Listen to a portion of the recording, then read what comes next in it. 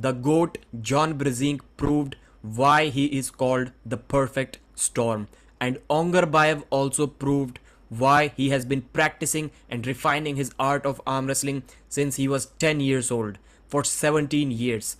Welcome to the video, arm wrestling fans. I'm Pradeep from Arm Wrestling News. We should all thank Engin Terzi for putting up such an amazing card.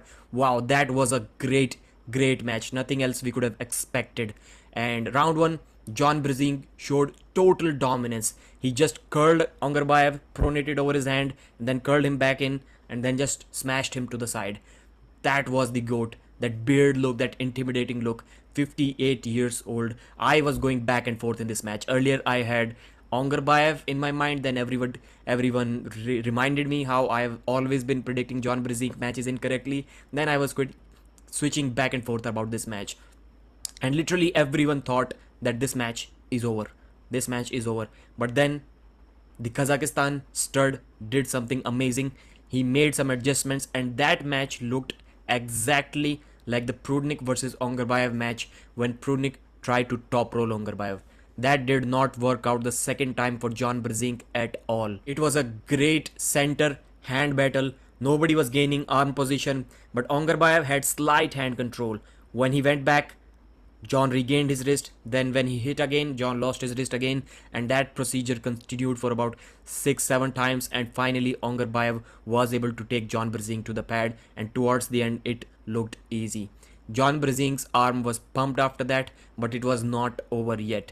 John needed to make that adjustment and maybe try to hook. The GOAT doesn't really make any mistakes, but in this match the GOAT did make a mistake. He went for the top roll in the third round as well. Maybe the Prudnik versus Ongarbayev match could have been a lesson. There was a reason why Prudnik went back to that hook. He did not try to top roll Ongarbayev again and again. He tried it twice. He also did that mistake, but Prudnik's hooking ability is just off the charts. So that is why he was still able to remain calm and confident under that situation, but that did not work out for John Brzenk. John tried to top roll again and Ongarbayev did the same thing once again, but this time it was an elbow foul.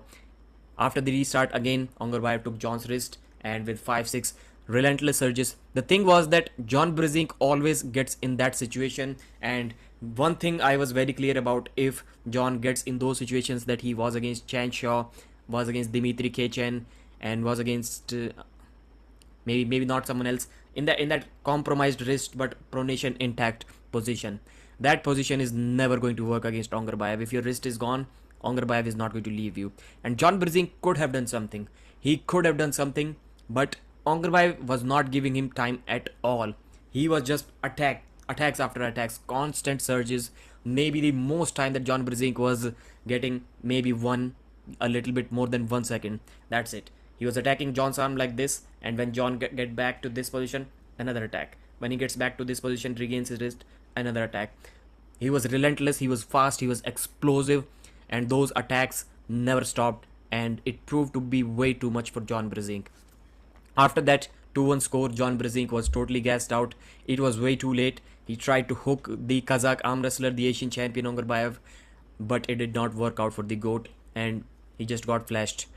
That was an amazing performance, and it kind of put that question mark to an end. Everyone was saying that John Brzenk may still be the #1 guy in his weight category, which is simply not the case anymore. Ongarbayev has proved it wrong.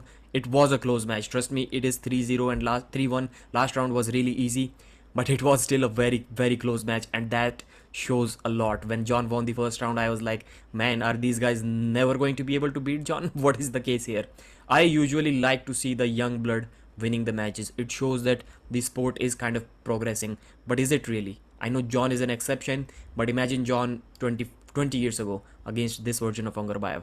I think John would have killed it.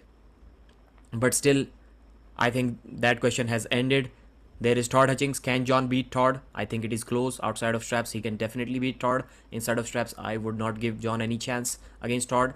At least not much chances. Prudnik is going to go against Todd. Prudnik has already defeated Ongarbayev. I don't think it is going to work well for John at all.